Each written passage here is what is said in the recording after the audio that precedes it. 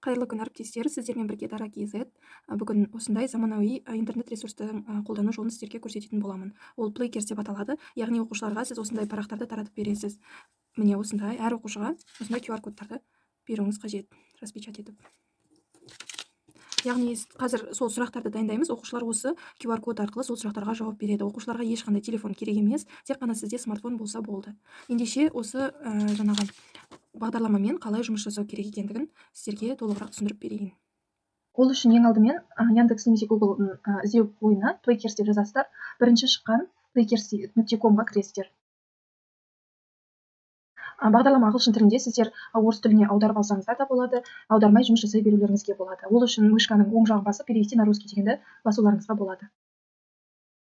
Міне, барлығы жазылып тұр. Ең алдымен біз класс создавать етіп алуымыз керек. Новый класс деген батырманың үстін басамыз. Мысалы, 9-шы А сыныбы. Создать класс. Енді оқушыларыңызды осы 9-шы А сыныбына енгізуіңіз керек. Мысал ретінде сіз осы жерге оқушылардың аттарын жазасыз. Мен жазып көрейін, мысалы атын және фамилиясын жазуыңыз керек. Мысалы Дастанов, өзіңіздің оқушыларыңыздың барлығының аттарын енгізіп шығасыз.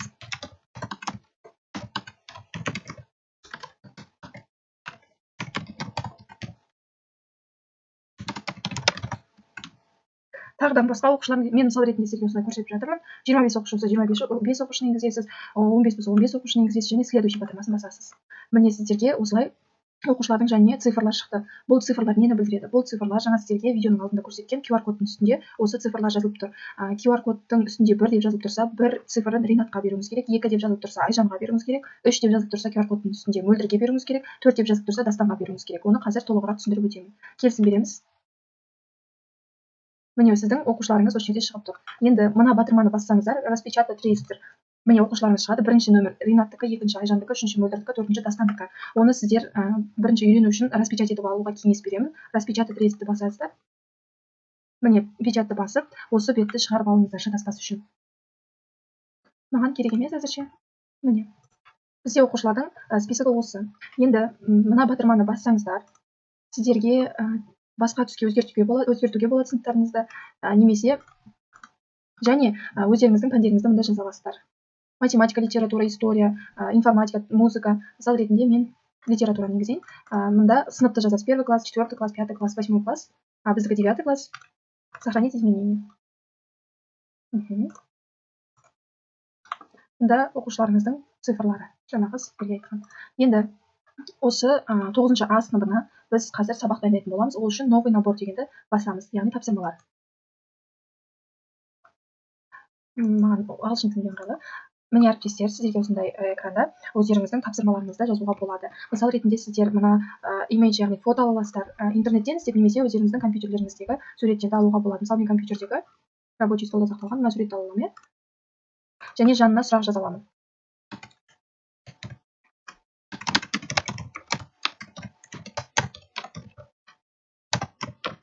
Және жауаптарын нұсқаларға жазып шығамыз.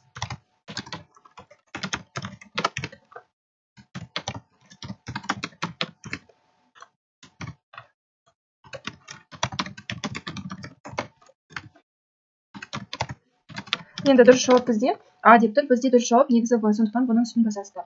Келесі сұрақты дайындау үшін мына плюс батырманы басамыз, және мұнда видео қоюларыңызға болады. Мысалы ютубтан іздеулеріңізге болады. Міне көптеген сіздерге ютубтан мәліметтер шығады. Мысалы осы бар жұмысының видеосын қосып, қай жылы дүниеге келді, видео бойынша жауап беріңіздер деп сұрақ құрастыруға болады. Маған әзірше керек емес, сондықтан мен қазір мұнда жай ғана сұрақ жазамын. Мысалы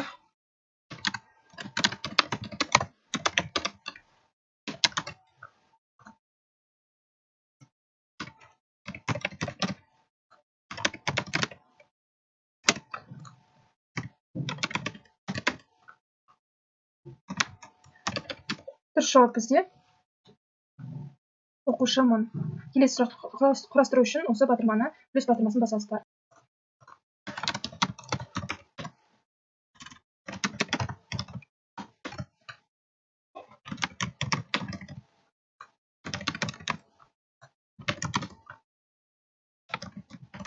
Міне дұрыс жауап бізде А болады. Ары қарай осылай сұрақтарды қосып ала аласыздар. міне бізде дайын. Енді 9-шы А сыныбын біз создать еттік, және сіздер басқа да сыныптарды создать ете аласыздар. Новый класс деп дәл осылай мында сыныптарыңызды жазасыздар. Мысалы 8 В немесе 9 В деп осылай жазып барлық пәндерге дайындай аласыздар. Енді сабағымызды қарайық 9-шы сыныбында. Ол үшін библиотекаға кіреміз. Міне бізде қазір ғана істелді, ол дайындалды. Міне біздің жұмыстарымыз. Міне көріп тұрсыздар ғой, иә? Енді осы папка создать ете аласыздар. Мында жазып, мысалы қазақ тілі бойынша осы жерге папка создать етесіздер де, осы жұмыстарыңызды сонда жібере аласыздар. Немесе тағы жаңағы папка создать етіп, мысалы қазақ әдебиеті жіберулеріңізге болады. Осылай ары қарай дайындай бересіздер. Міне осының үстін басқан кезде мында 3 точка тұр, 3 точканы басамыз. Переименовать басқан кезде сіздер мында жаза аласыздар. Мысалы бұл қазақ тілі деп мысалы ретінде жазып жатырмын. Қазақ тілі. Дұрыс аудармайды кішкене орыс тіліне ағылшын тілінен. Міне қазақ тілі. Библиотекаға кіргенде сіздерде қазақ тілінен жұмыстар дайын тұр. Енді қараңыздар, мысалы мен 6-шы Б сыныбын дайындап қойдым. Алдын ала 6-шы Б сыныбына кірген кезде менде оқушылар тұр. 4 оқушыны мысалы ретінде мен дайындап қойдым. Ол жерде дәл жаңағыдай әр оқушының жанында цифрлар бар. Енді қараңыздар, осы жерде мұқият тыңдап алыңыздар. 9-шы А сыныбының үстін басасыздар. Мұнда справка деген сөздің үстінен басып, ағылшын тіліне қойып алайын, кішкене қиын болып тұр маған. Міне help деген үстін басасыздар. Get Players Cards деген үстін басып, мұнда кіресіздер. Осы жерден екінші нұсқаны таңдап алыңыздар. Expanded 63 cards дегенді. Click басамыз, click дегенді. Міне, жаңа мен сізге басында көрсеткен QR кодтар әр оқушыларыңызға шығады. Бұны сіздер мына батырма арқылы распечатать ете аласыздар, немесе өздеріңізге жүктеп ала аласыздар. Жүктеп алу үшін мынаны басасыздар, қай жерге рабочий столға мысалы, осылай сақтап алуларыңызға болады. Немесе осы тұрған бетте сразу распечатать етіп аласыз. Мышканы оң жағымен немесе мұндағы жоғарыдағы распечаткамен. Бұл жақ түсінікті. Бірінші цифрды бірінші оқушыға бересіз, жаңағы распечатать етілген қағазыңызға қарай отырып. Ал түсінікті.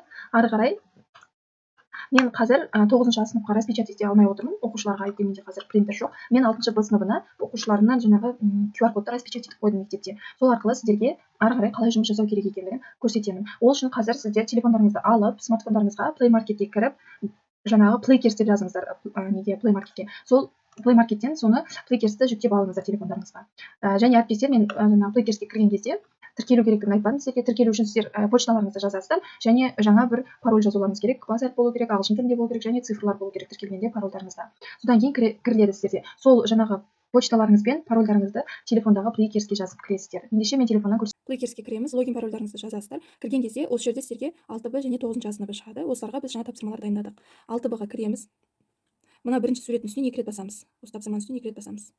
Міне, экранға қарасаңыздар дайындалып шығып жатыр. Осы Playkers телефондағы бағдарлама, осы сұрақтар барлығы сіздердің мониторларыңызға шығады, яғни ноутбукқа да, проекторға да барлығына шығады. Міне көріп тұрсыздар, иә? Енді біз мына батырманы басамыз.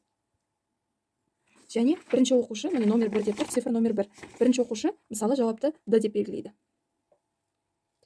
Санжар деген оқушы, міне сразу шықты. Оны қалай байқайсыздар? Міне Санжар оқушы, міне экранда көк түсті болып тұр, Санжар жауап берді деген сөз. Екінші оқушы, міне QR-мен бүйтіп алып келеміз. Шағылысып тұр, кішкене түсіре алмай тұрмын, ыңғайсыз болып.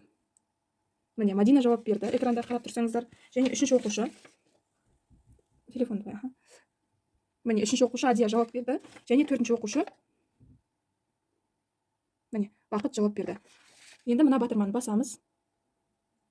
Болды, аяқталды. Енді қараңыздар, мұнда 4 оқушы да сұраққа жауап берді. Міне қай оқушы дұрыс жауап берді, қай оқушы дұрыс жауап бермеді, барлығы шығады осылай. Міне үстін бассақ, Бақыт дұрыс жауап берді. Ыбырай Алтынсарин деп Мадина мен Адия басыпты, Санжар деп Жұмабаев деп Санжар басыпты. Енді осы келесі сұраққа көшу үшін біз мына батырманы басамыз, келесі деген, немесе былай жылжытамыз. Байқап тұрсаңыздар, экранға да осы сұрақ шығып тұр. Қайтадан мына батырманы басамыз. Міне мына батырманы басамыз, ортадағы. Және бірінші оқушының жұмысы. Негізі бұл тез істеледі, міне свет өшіп қалса осылай жарықпен жақсы. Міне Санжар жауап берді. Міне жауап шығады. Үстін басасыз, Санжар кітабым деп жауап берді, Бақыт пен Мадина кітабың, Адия дұрыс жауап берді, оқушымын деп. Келесін басамыз мына батырманы. Қыс айын тап, экранда да осылай шығып тұр. Қайтадан мына батырманы басамыз. Енді оқушылардың QR кодын сканер. Міне Адия жауап берді. Келесі оқушы Бақыт жауап берді. Келесі оқушы бізде номер 3. Санжар жауап берді. Мына батырманы басамыз. Енді міне үстінен басқанда жауап берген оқушыларды көреміз. Санжар дұрыс жауап берді. Мадина мен Бақыт наурыз депті, Адия шілде депті. Енді мына батырманы басамыз. Енді әріптестер қараңыздар, осы оқушылардың жауабын біз қайдан көреміз? Міне мында кіреміз. Жаңағы Плейкерс бағдарламасына кіреміз. Мына батырманы басамыз. Скорошиц деген бастық. Ағылшын тілінен аудару керегі жоқ. 9-ны көреміз, немесе 6-ны. Біз 9-мен жұмыс істемедік, сондықтан бұл жерде бізге ешқандай жауап шығып тұрған жоқ. 6-мен жұмыс істедік, 6-ның үстін басамыз. Міне сізде жалпы 25%-ді көрсетіп тұр. Бірінші сұрақ, суретте кімді көріп тұр? Сіз дұрыс жауап берген Бақыт қана 25%, жіктік жалғауы дұрыс жауап берген Адия ғана, Қ сайын тап, Санжар ғана дұрыс жауап берген 25% ғана сізде. Жалпы сізде 25%. Міне осылай сіз 30 оқушы болса 30 оқушыны көре аласыз, 20 оқушы болса 20 оқушыны осылай көре аласыз. Енді әріптестер, мынау QR кодпен жұмыс істеген кезде, мына сыныптың іші жарық болып, барлығы дұрыс болып тұрса, тез былай әр оқушыға барып сіз сканерлей аласыз телефоныңызбен, жаңа мен көрсеткендей. Менде қазір свет кішкене дұрыс түспей тұр. Мына перденің алдына апарсам, анық болып түсіп тұр. Перденің алдында осы апарсам, анық болып түсіп тұр. Өйткені свет ол жерге келіп түсіп тұр. Сондықтан ойламаңыздар, уақытты көп алады екен деп. Міне әріптестер, осындай бір заманауи жаңағы қазіргі балалардың QR код арқылы жұмыс істеу оларға өте қызықты, әсіресе үлкен сыныптар үшін. Мен қазақ әдебиет пәнінен осы Плейкерс бағдарламасын қолданамын сабақты қорытындылауда және сабақты қайталауда. Сіздер де қолданып көріңіздер. Барлықтарыңызға сәттілік тілеймін. Каналыма жазылып, видеоның соңына дейін көргендеріңізге үлкен рахмет. Алда тағы осындай жаңашыл бағдарламалар шығатын болады. Барлықтарыңызға сәттілік.